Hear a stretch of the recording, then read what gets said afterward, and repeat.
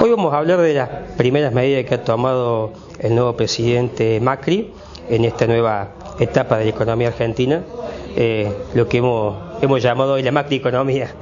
En realidad hasta ahora lo que se ha tomado es la principal medida fue la eliminación del cepo, la unificación del tipo de cambio, la devaluación, eso como medidas cambiarias, y desde el punto de vista monetario lo que se ha tomado es aumentar la tasa de interés con la finalidad de que la gente se quede en pesos, deje los pesos a plazo fijo y no se vaya al dólar.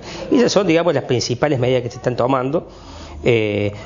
Además se eliminaron las retenciones a la mayoría de los productos de granos, carnes, productos de las economías regionales, y se redujo en 5 puntos la retención a la soja.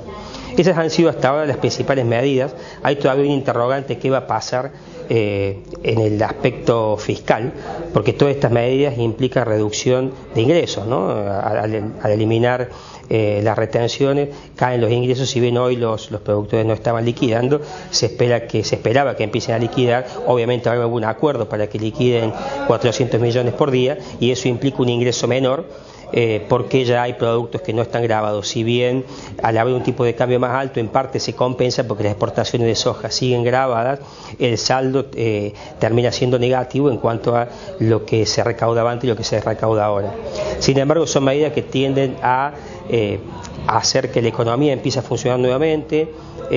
También hay medidas de integración al mundo, ¿no? Se ha liberado lo que es el tema del comercio exterior en cuanto a la posibilidad de importar productos. Por supuesto que falta ver el resto de las medidas sobre cuáles van a ser los aranceles que van a tener los distintos productos que vienen del exterior, para que no afecten o no destruyan la industria nacional, como ya pasó en otras épocas de nuestra historia, ¿no?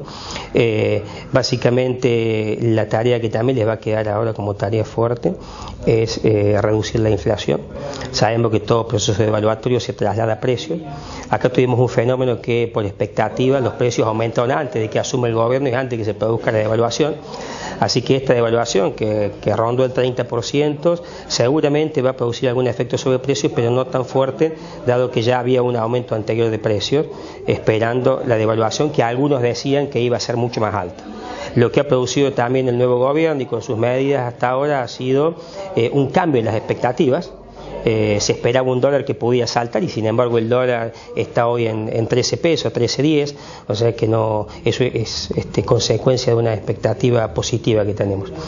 Como decía, resumiendo, las medidas de este gobierno pasaron hasta ahora, en los 10, 12 días que tienen de haber asumido, por lo cambiario y por lo monetario en cuanto a aumento de las tasas de interés. También se anunció ahora la asignación universal por hijo para los monotributistas. Se anunció también un bono de fin de año de 400 pesos para los que tienen asignación universal por hijo y para los que tienen jubilaciones o pensiones mínimas.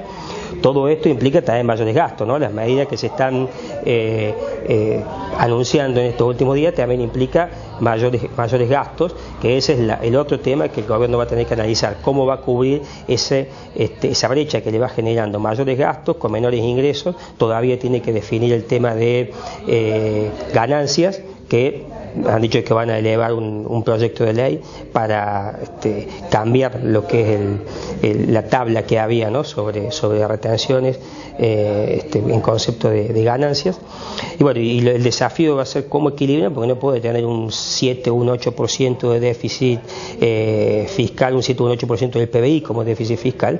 Así que seguramente el ajuste va a venir por eliminación de algunos subsidios, a empresas, reducción de gastos en algunos otros rubros, hacer un poco más eficiente el gasto público. Ahora han anunciado que van a analizar 65.000 contratos o designaciones que ha habido en estos últimos 2 o 3 años, que también es un gasto importante para el Estado.